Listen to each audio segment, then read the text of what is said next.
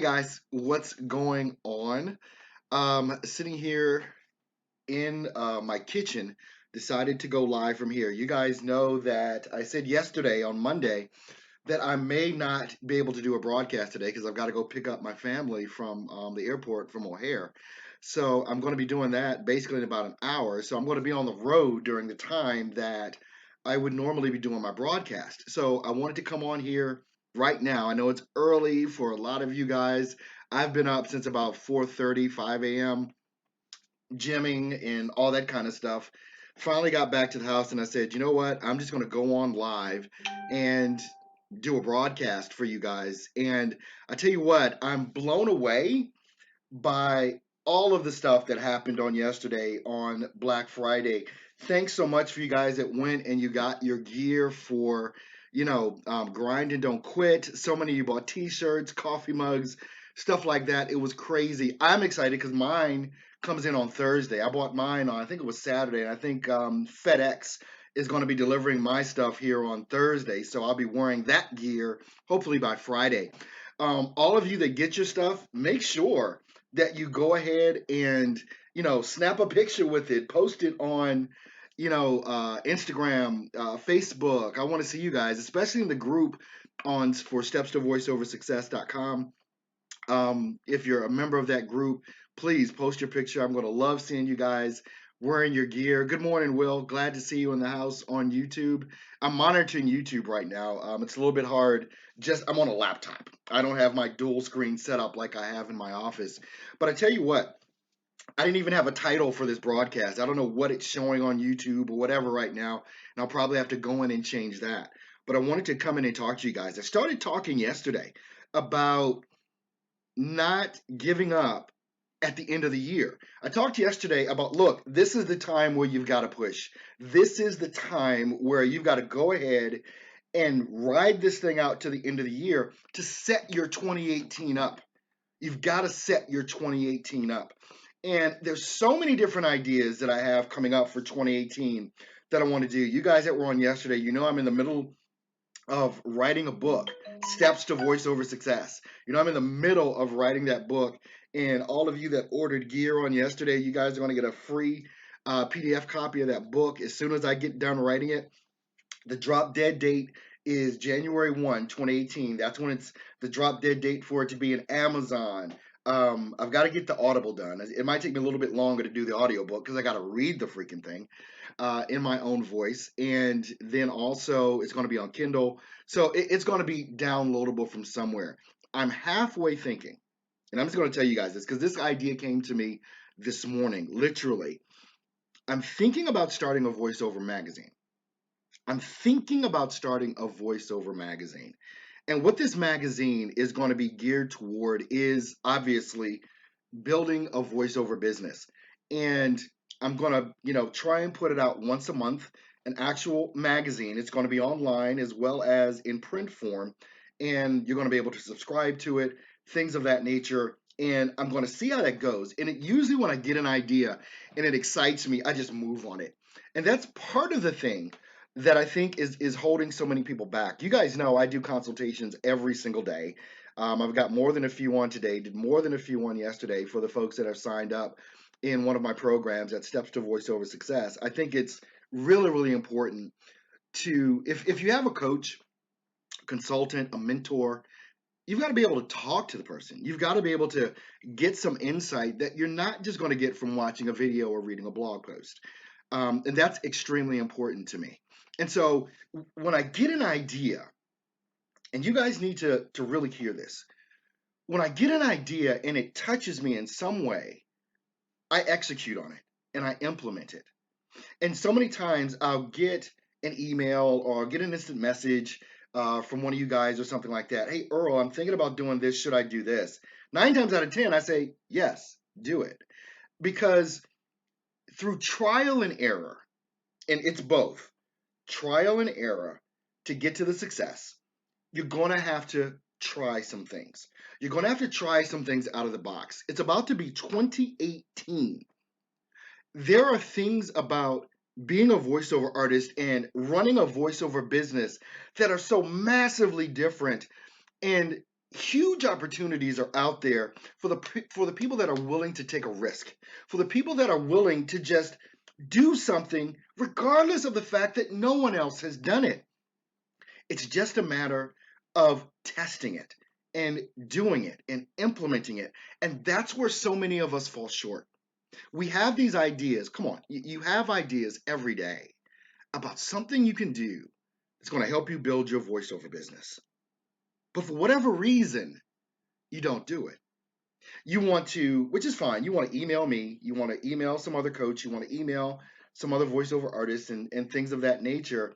And then you never ever implement it because you're waiting for someone to give you permission to do it.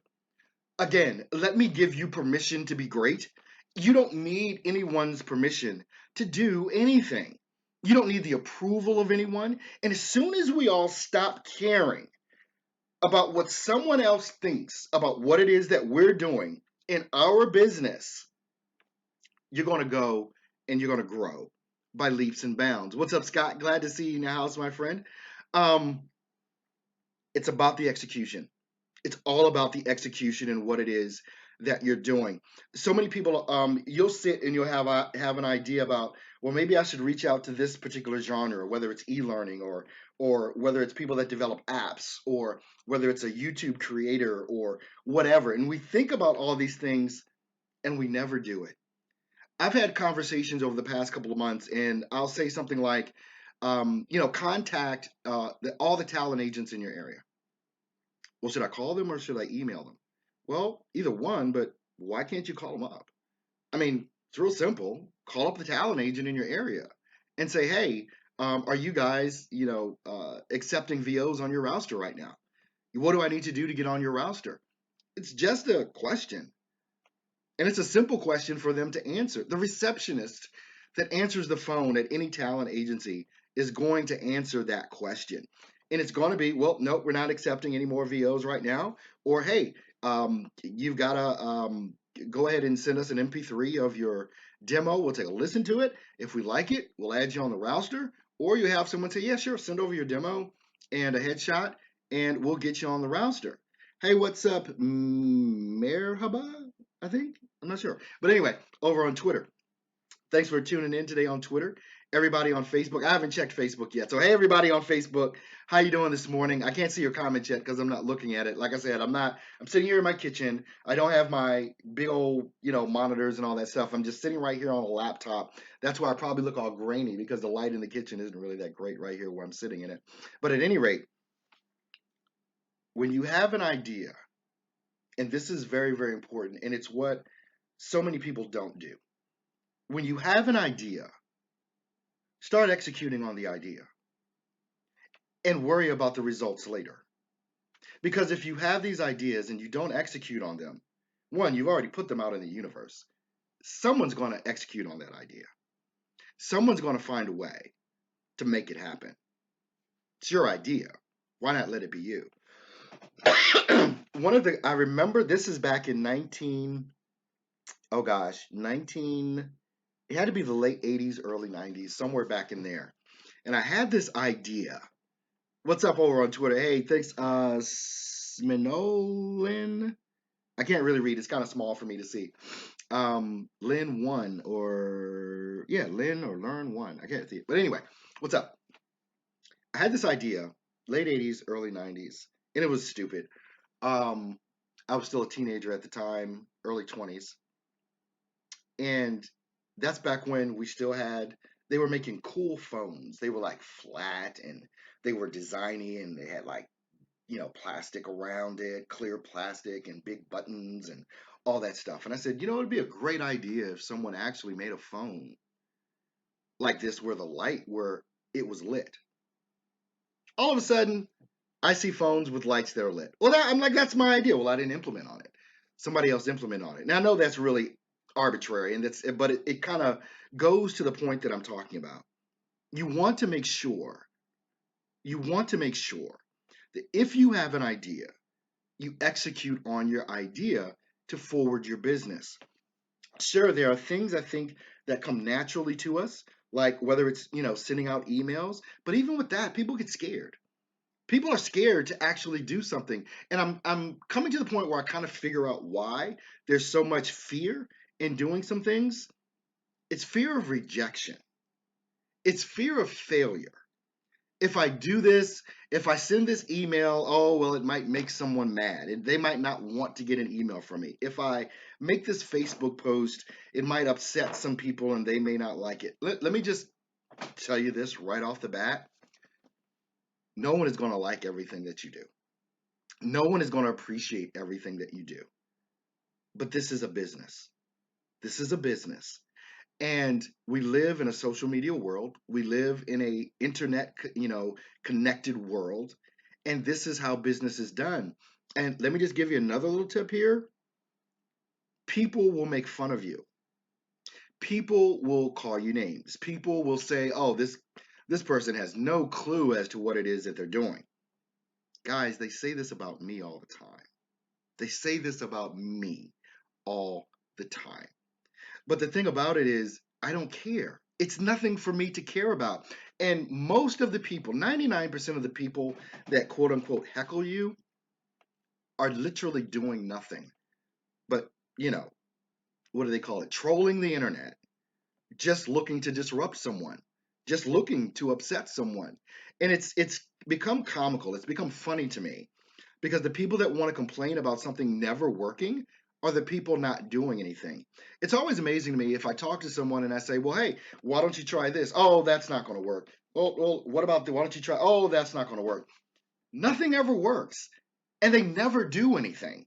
And nothing ever changes and nothing ever happens. So you have these professional people, I call them professional haters, that hate on everything, hate on you, hate on me, hate on anyone that's trying to do better than what it is that they're doing. And it's a part of human nature.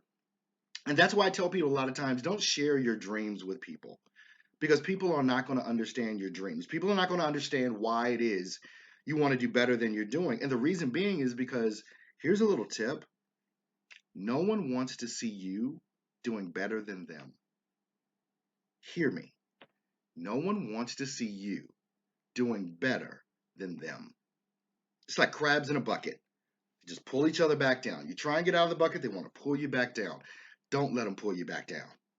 Whatever it is that you think about that may be different from anything else, different from me, that you feel, hey, I want to try this in voiceover. Maybe this will work. Maybe this marketing strategy, maybe this marketing technique, maybe this blog post, maybe this YouTube video that I create will make a difference. The thing is, if you never try anything, you'll never do anything. And I think back to when I first started my YouTube channel. And I actually started my YouTube channel, I think it was last year. If you go to my YouTube channel, you'll probably see the start date of it. But I didn't do anything with it. I didn't do anything with my YouTube channel seriously until April of this year, 2017, is when I got serious. In April 2017, after having a YouTube channel for about a year, I had 150 subscribers. It was right around 150 subscribers. Well, I got serious in April and I started just producing massive amounts of content. I think to date, I've made about 130 some odd videos. Most of them just within the past 6 or 7 months. That's been what it's been. And to date, we're approaching 1,300. Oh, yeah. Is it 1,300 or is it 1,400? I can't remember. You guys can tell me. The subscribers to the YouTube channel. In just these few past months of really digging in and doing something. And I remember an initial fear of, well, I'm not a big name coach like a Bill DeWeese or the Booth Junkie or, some of the others that are out there, some of the other organizations even. And I had to get over it. I had to get over it. And if I hadn't gotten over it, there would be tons of information that you guys wouldn't have. And I need you to think about this from your perspective. There's information and there's knowledge, there's skills that you have that if you don't put them out and if you don't show what it is that you're capable of doing, there's going to be tons of us out here that are at a disadvantage because you haven't put that information out yet. And it's not about someone else has already done it. I had to get over that. Someone else is already coaching VOs. Someone else is already producing videos to show you how you use your DAW or, the types of microphones to use or how to do marketing for your voiceover business, I wasn't putting the information out. You're not putting the information out. And there are people that will gravitate towards you because of your personality, because of who you are, and how you present that information. It's not that don't even think about things that have already been done. Just think about the fact that you haven't done it yet. And that's what makes the difference because you've got a special and unique perspective on so many different things. There are some of you watching me that should be creating YouTube content showing people how to do voiceover. There are some of you right now that should be making YouTube content, but you're not. Now, think about this. I'm sitting in front of a laptop in my kitchen doing a live stream on YouTube. Why can't you do that? You want to know how I do it? I use OBS Studio, real simple, real simple. And people think, oh, you're broadcasting on Twitter, you're broadcasting on YouTube, you're broadcasting on Facebook. Dude, it's not that hard. Ma'am, it's not that hard. I use OBS Studio. If you want to know, go to Google, look up OBS Studio, download it, watch a couple of YouTube videos on how to use it. Boom, you got a YouTube channel. You can live stream, or you can just record these videos and post them up. It's more manageable for me to do live streams at this point in my career as opposed to doing like creating a video and editing it and putting graphics and all that stuff. It's just more manageable for me to come on live. Plus, I'm a chatty catty sometimes and I can just talk. But the reason that I can do that is because the only thing I talk about is what I know. I don't talk about arbitrary stuff. I just talk about what I'm doing, what I know, and what I'm about to do. So that's it. And as long as I keep it in that structure, I can give you guys value. So today, obviously, I'm not able to take calls, but if you've got questions, let's go ahead and take some questions from you guys that are in here. Again, I know it's early, and I'm not even going to be on that long like I usually am, but I want to take some questions here. So let me pop over to Facebook and see who's over there, or if anybody has any questions over on Facebook, and we can do that as well. So whether on YouTube or Facebook, you can go ahead and ask your questions. I'm going over to Facebook now. I should have had this open before, but I didn't. So I apologize with that. And let's just see. Hey, everyone on Facebook. How you guys doing today? Glad to see you in the house. All right. Doesn't look like any questions are coming over on Facebook. And we can close that out. Don't need the volume on that.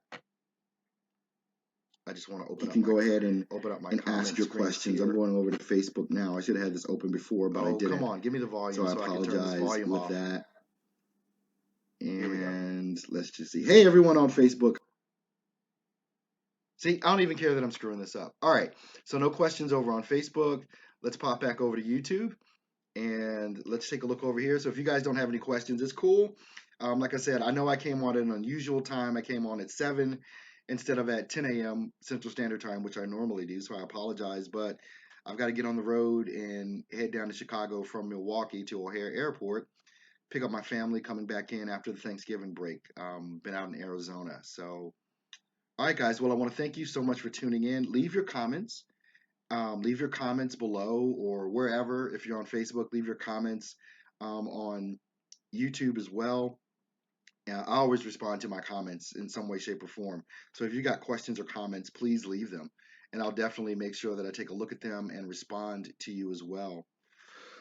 Let's see. Rona, is that Rema? I can't. Yeah, Thompson is asking a question over on YouTube. Is there a beginner's template to pricing for Fiverr? That is an outstanding question because I've been talking about that a lot. So let me go into detail and answer this question for you. Fiverr is this platform.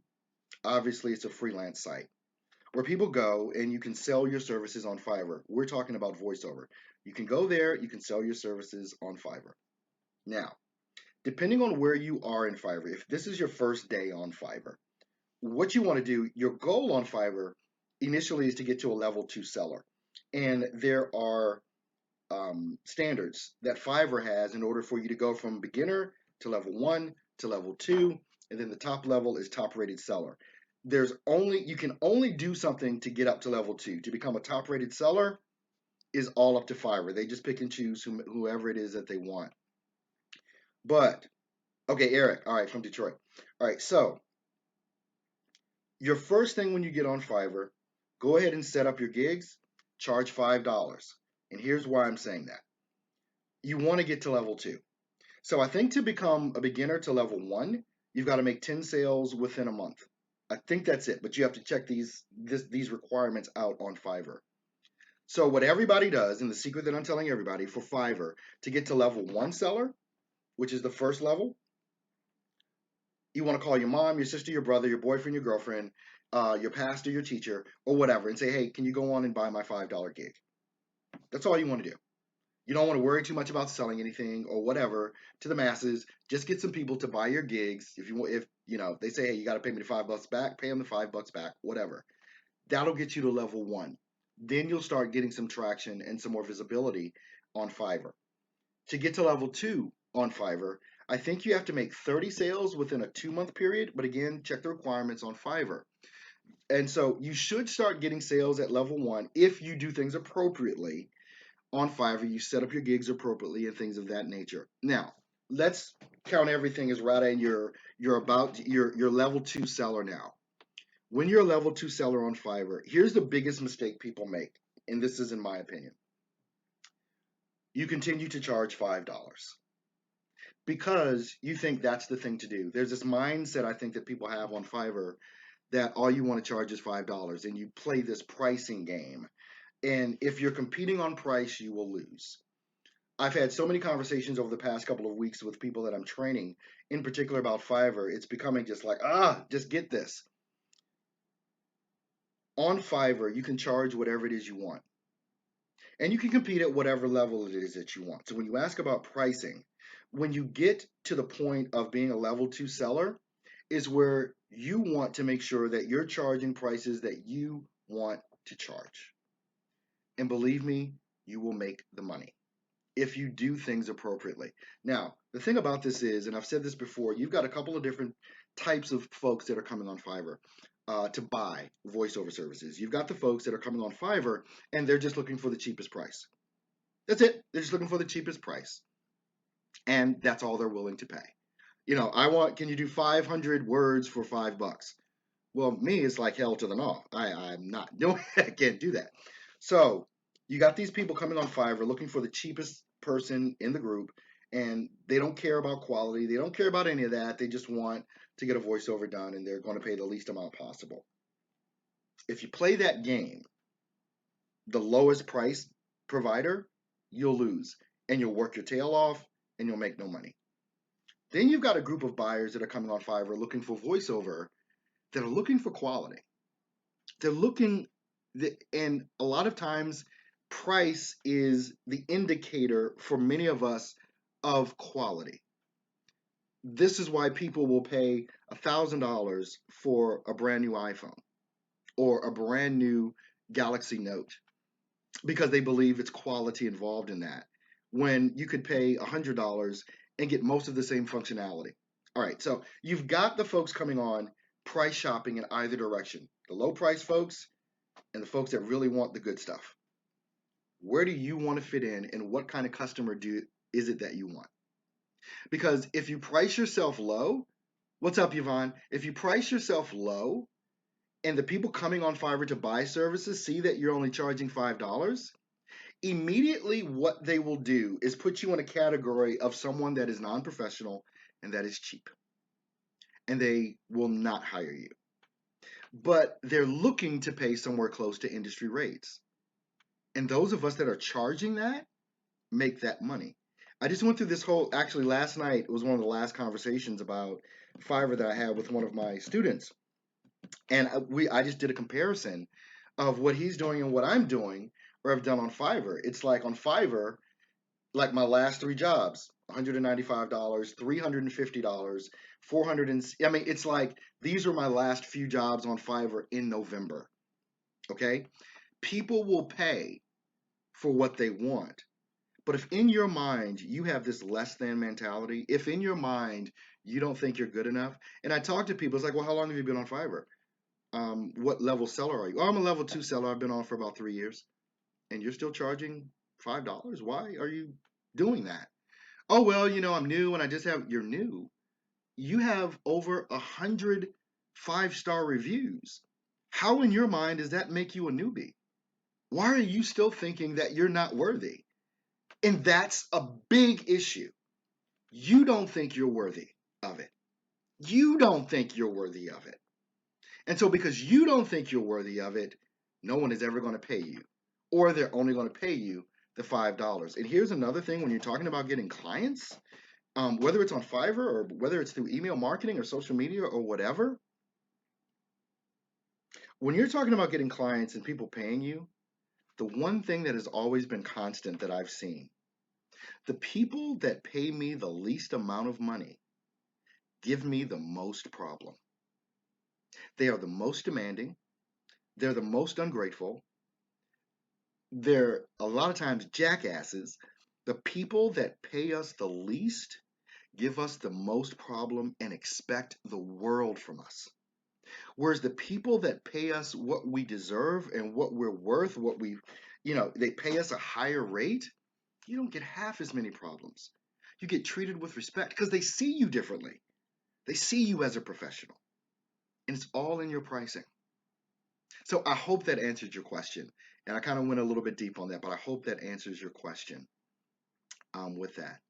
All right, guys, I'm about to go off air. I'll take one or two more questions if you get them in. And let me just jump back over on Facebook. Good morning, Russ. I see you over there on Facebook. Thanks for being here with me this morning. All right. So if anyone else has a question, I'm just going to hop back a few times here. But it is about time for me to hit the road. But I want to thank you guys so much for being with me early this morning, earlier than normal anyway. And glad you guys still popped in to see what I had to say this morning. So I hope some of the information that I've given you has been helpful. And again, if I go off air and you still have questions, you can always leave your questions in the comments, and I will definitely respond to them and go from there. Thanks, Mage. Appreciate that. Over on YouTube. One last look over here on Facebook, and then we're gonna call it a wrap for that. All right, guys. It looks like that's it. And again, if you still have questions or comments, you can always leave them in the comments below, and I will respond to them, whether it's YouTube, Twitter, Facebook, or whatever. You guys have an amazing day. I'm about to hit the road, and see you guys tomorrow. All right, thanks a lot for watching. Take care. Be blessed.